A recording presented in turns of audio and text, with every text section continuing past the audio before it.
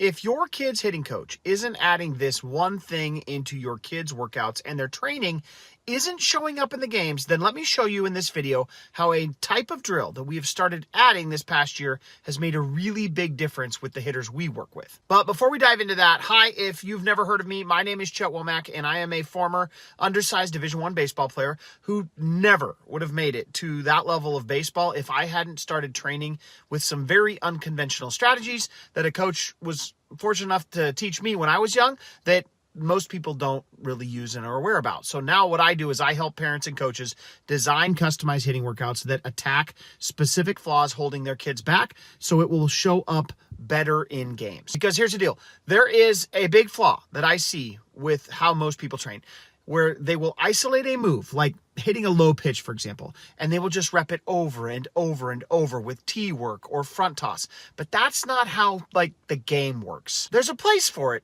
but in games, hitters don't know what pitch is coming. They don't know where it will land, and they have to adjust in real time if they want to be able to hit it. So instead of just practicing a move in isolation, we've started ending every single hitting round with what we call an adjustability finisher, a round where the hitter has to recognize and adjust to different pitches and in different spots in the zone in real time. Now, I actually got encouraged to do this idea after hiring a remote catching coach for my son, who is a guy who works with big league catchers, and he introduced us to something he calls reaction workouts. For example, if we were working on framing the outside pitch, for example, we'd start with isolated drill work like Indian club work or banded receiving work to clean up posture and form.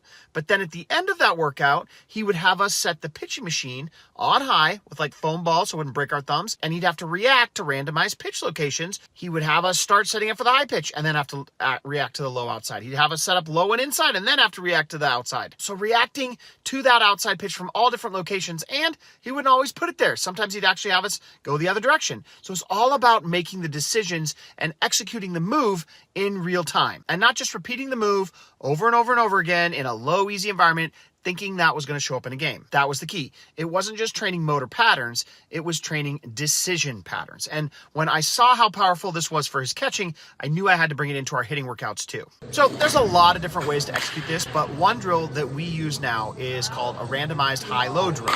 And it's one of the ones that's been working really well for us lately, where how it works is I have the hitter turn around after they take a swing.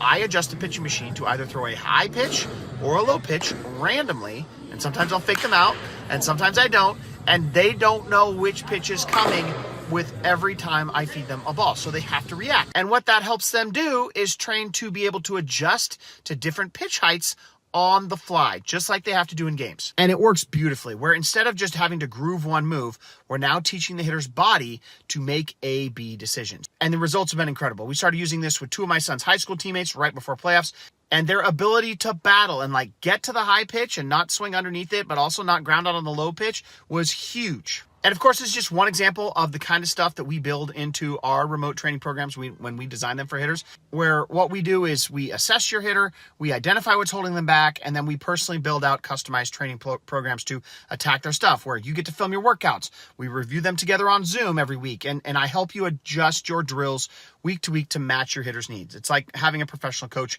in your corner, even if you're training from home or in your local cage, and you just need some outside help. So if you've got a hitter who's struggling to bring practice gains into the game, and you'd like my help designing workouts that actually train adjustability, in the description section of this video, I have put my cell phone number, and feel free to shoot me a text where it's my personal number. It's in there, and just let me know a little bit about what your hitter's struggling with, and we can talk about how maybe we can help you start to build a program that will help them overcome their hitting challenges.